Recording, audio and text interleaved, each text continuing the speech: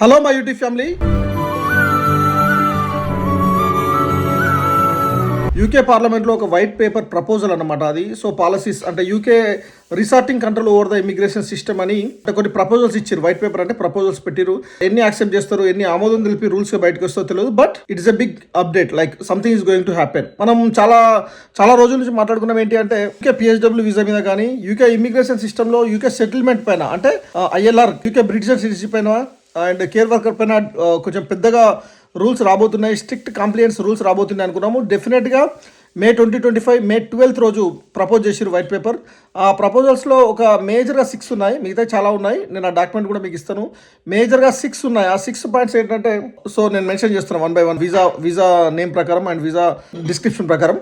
అందులో ఈ white paper పెట్టింది, ఇందులో చాలా మందికి కామన్గా వచ్చే డౌట్ ఏంటంటే ఇది ఇప్పుడు ఆల్రెడీ ఇక్కడ ఉంటున్న వాళ్ళకి ఇంప్లిమెంట్ అవుతుందా కాదా అని. అది దానిపైన క్లారిటీ ఇవ్వలేదు, ఎందుకంటే వాళ్ళు ఆ రూల్గా ప్రపోజ్ అయిన తర్వాత ఎఫెక్టివ్ డేట్ ఇస్తారు. ఆ ఎఫెక్టివ్ డేట్ నుంచి కూడా ఎవరికి ఎఫెక్ట్ అవుతుంది, ఆల్రెడీ ఇక్కడ ఉన్న వాళ్ళకి ఆర్ ఒక సర్టెన్ డేట్ ఇచ్చి చేస్తారా ఆర్ కొత్తగా వచ్చే వాళ్ళకి మాత్రమే చేస్తారా చూడాలి. సో ఇందులో ఎఫెక్ట్ అయ్యే వాళ్ళు స్టూడెంట్స్ ఉన్నారు, కేర్ వర్కర్ వీసా హోల్డర్స్ ఉన్నారు, అండ్ ఇంకా చెప్పాలంటే ఏ వీసాలో ఉన్నా కూడా ఇక్కడ సిటిజన్షిప్ ఎక్స్పెక్ట్ చేస్తున్న వాళ్ళు ఉన్నారు.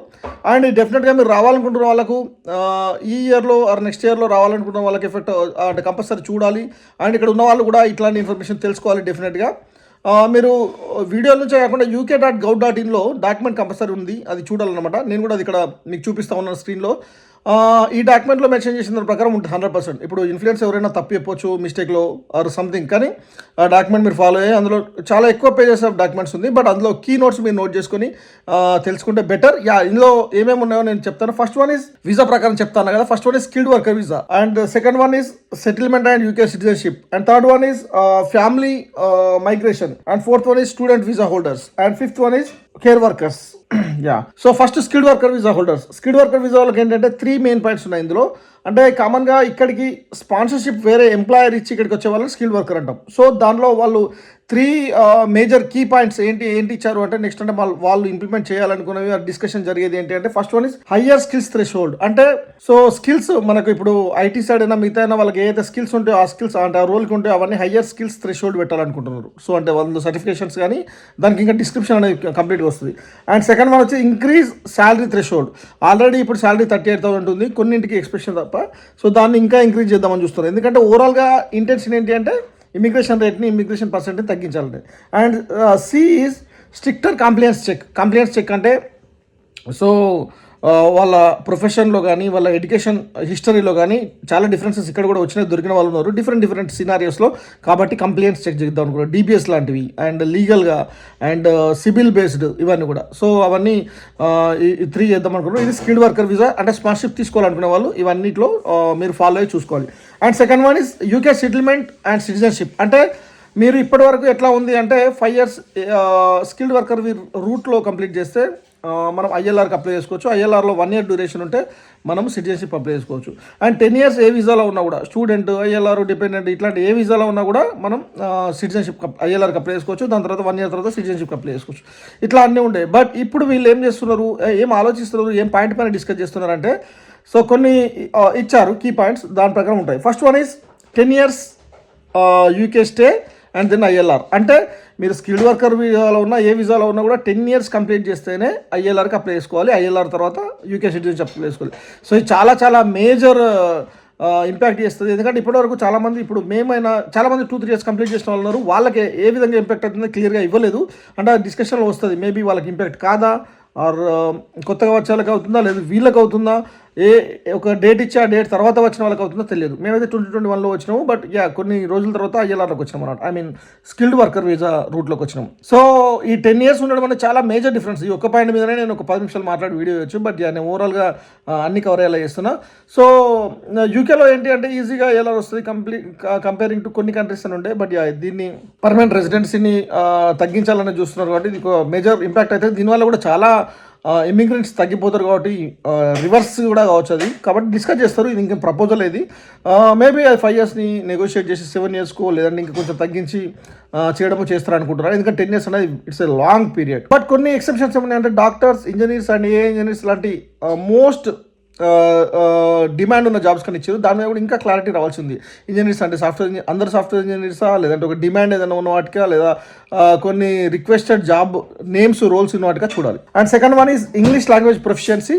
సో ఇంగ్లీష్ లాంగ్వేజెస్ అంటే ఇక్కడికి వచ్చేటప్పుడు ఐసీటీలో వచ్చే వాళ్ళకి ఒక ఎగ్జామ్ ఉంటుంది, అట్లే B1, B2, A1 అట్లా ఉంటాయి అనమాట. సో మెయిన్ స్కిల్డ్ వర్కర్ అప్లికెంట్కి అతను B1 B1 English proficiency language complete చేయాలని, అండ్ డిపెండెంట్స్కి అయితే అంటే వాళ్ళ ఫ్యామిలీ స్పౌస్కి అయితే A1 మినిమం A1 లాంగ్వేజ్ రావాలని ఉంది. అండ్ ఇది కూడా అందరికీ లేకుండే, ఐసీటీలో వచ్చే వాళ్ళకి ఉంటే ఎట్లుండే, బట్ ఇప్పుడు స్కిల్డ్ వర్కర్ వీసా అప్లై చేస్తున్న అందరికీ, ఎంప్లాయర్ స్పాన్సర్షిప్ ఇస్తున్న అందరికీ కంపల్సరీగా ఈ ఇంగ్లీష్ ప్రొఫిషియన్సీ లాంగ్వేజ్ మ్యాండేటరీ చేసారు. అండ్ మ్యాండేటరీ ప్రోగ్రెషన్ అంటే వీసా ఎక్స్టెన్షన్ అవుతున్న ప్రతిసారి ఇంగ్లీష్ ప్రొఫిషియన్సీ లాంగ్వేజ్ కంప్లీట్ చేసుకోవాలని ఉంది. So definitely it's major change, one of the major change అని చెప్పొచ్చు. అంటే యూకేలో స్కిల్ వర్కర్ వీసా అప్లై చేయాలనుకున్న ఆస్పిరెంట్స్ అందరూ ఇంగ్లీష్ లాంగ్వేజ్ ప్రొఫిషియన్సీ మీరు అది ప్రాక్టీస్ చేస్తూ ఉండాలి. Whenever you are going to extension for visa or also whenever you are applying for the UK citizenship compulsory అది ఉండే. సో ఇంతకుముందు కొన్ని వాటికి ఉండే, కొన్నిటికి లేకుండే, ఐసీటీ వీసా వాళ్ళకి వచ్చే ఉండే, అట్లా ఉండే. And third one is family migrants. So మనం పార్ట్నర్ వీసా అంటే స్పౌస్ వీసాలో కానీ, డిపెండెంట్ వీసాలో కానీ, ఫ్యామిలీ వీసాలో కానీ వస్తున్నప్పుడు వాళ్ళకి కూడా కొన్ని రూల్స్ ఇచ్చారు. ఏంటంటే స్ట్రిక్టర్ రిలేషన్షిప్ రిక్వైర్మెంట్స్. అంటే కామన్గా కొన్ని కంట్రీస్ నుంచి వచ్చే వాళ్ళు ఇక్కడికి వచ్చి మెయిన్ అప్లికెంట్గా వచ్చి సమ్ వీసాలో, కేర్ వీసాలో కానీ, ఐసీటీ వీసాలో కానీ, స్టూడెంట్ వీసాలో కానీ, అండ్ స్కిల్డ్ వర్కర్ రూట్ హోల్డర్గా కానీ వచ్చి వాళ్ళ రిలేషన్షిప్లో ఫేక్ రిలేషన్షిప్ చూపించి, అంటే వైఫ్గా, హస్బెండ్గా, లివింగ్ పార్ట్నర్ రిలేషన్షిప్గా, అండ్ ఫియాన్సీగా ఇట్లా చూపించి తీసుకొచ్చి ఒకరి కాకుండా మల్టిపుల్ మెంబర్స్ తీసుకొచ్చిన కేసెస్ ఉన్నాయన్నమాట.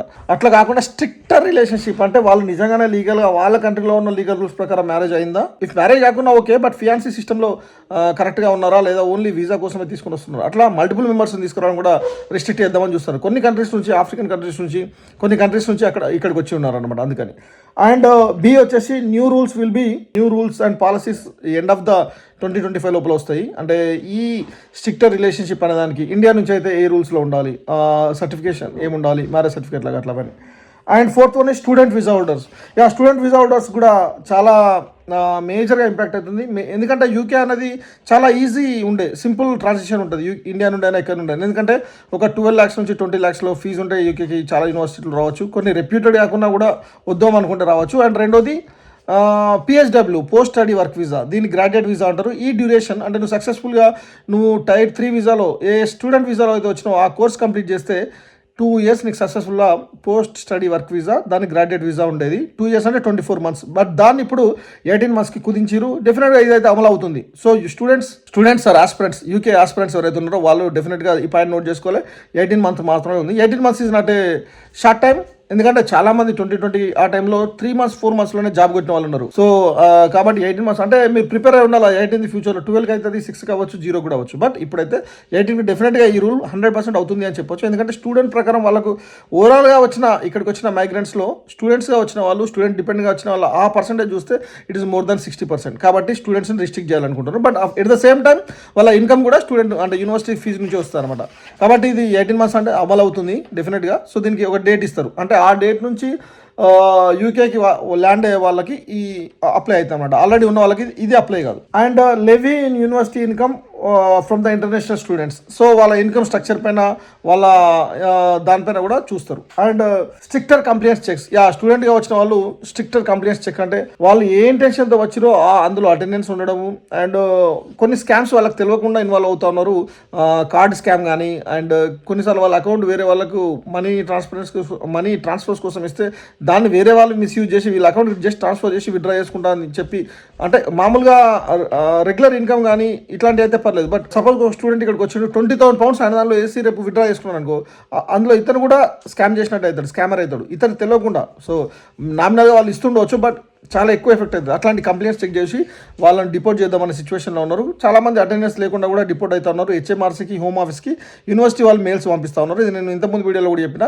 సో ఇట్లాంటి కంప్లైంట్స్ చెక్స్ ఉంటే డెఫినెట్గా యూఎస్లో ఎట్లయితే మన ఓవర్ స్పీడ్ లెటర్స్ వల్ల కూడా డిపోర్ట్ వరకు తీసుకెళ్తా ఉన్నారో అట్లా ఇక్కడ కూడా యూకేలో కూడా స్ట్రిక్టర్ కంప్లైంట్స్ చెక్ రూల్స్ రావచ్చు, డెఫినెట్గా రావచ్చు. కాబట్టి రూల్స్ ఫాలో అవ్వడం చాలా ఇంపార్టెంట్. అండ్ ఈవెన్ ఈ సర్టిఫికేట్స్ పెట్టినప్పుడు కూడా ఎడ్యుకేషన్ కానీ ఎంప్లాయ్మెంట్ హిస్టరీ పెట్టినప్పుడు కూడా యూనివర్సిటీ వాళ్ళు కంప్లైంట్స్ చెక్ సీరియస్ చేద్దాం అనుకున్నారు, డీబీఎస్ చెక్ చేద్దాం అనుకున్నారు, ఇట్లాంటి సెక్యూరిటీ కంప్లైంట్స్ అన్ని కంప్లీట్ చేద్దాం అనుకుంటున్నారు.